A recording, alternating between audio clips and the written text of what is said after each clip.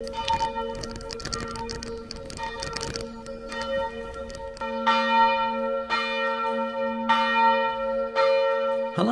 and thanks for stopping by. Today I'm going to divide the video into three sections. So the first will be discussing the French SNCF rail network system. The second, my final destination, the town of Pernes-les-Fontaines in Provence. And the third portion we'll deal with what I learned, if anything, from this whole experience.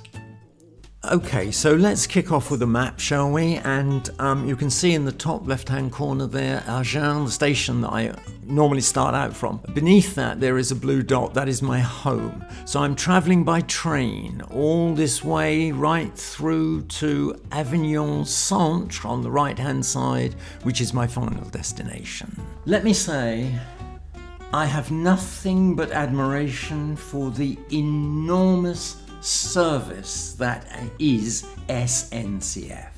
It is undergoing immense change to be carbon neutral by 2050, which is a very good and exciting idea.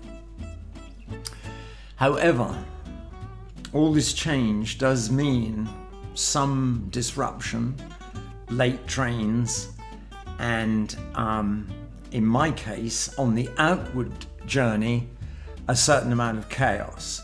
By the time we reached Toulouse, which was only about an hour and a bit into the journey, we were told that the car, they call them voitures, we would call them carriages, that I was in had to be taken out of service. There was some problem with the electricity, apparently. Now, that doesn't sound too terrible until you realise that you now have got to get your bike and your bag and your backpack off of that carriage and find a seat somewhere else. Now, my seat in that carriage was first class, and eventually, after walking almost the length of the train, a seat was found in second class. So the largest part of the journey was undertaken in a second class seat, which was nothing like as comfortable as the first class seat. On the return journey, there was a delay of over an hour and a half coming back. These problems, coupled to the changes that you had to make, both on the way out and the way back. When I say changes, I mean that it wasn't just from Agen to Avignon Centre. I had to change on the outward journey in Nîmes to get on another train to go to Avignon Centre, and from Avignon Centre coming back, I had to travel down to Narbonne on a train and then change to get on another one to go up back to Agen. It was, for me, a 76-year-old with a history of a near-fatal heart attack, too much.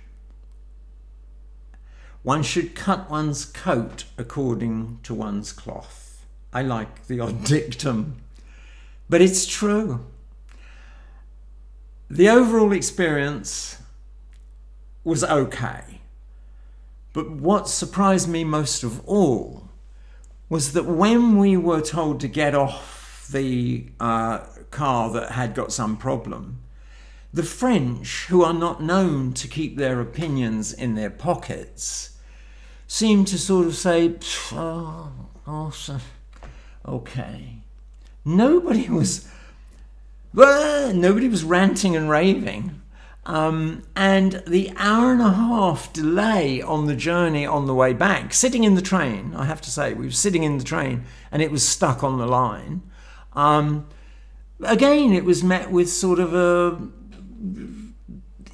it makes me think that this is possibly the norm for travellers, for regular travellers, because nobody was particularly surprised or upset. So that is my experience of SNCF. Going forward, I'll have to think twice about where I choose to go and how it's laid out. Okay, so enough with the moaning and groaning. Let's have a look at some clips of the SNCF network, some of the stations, some of the things that I saw, before we move on to section number 2.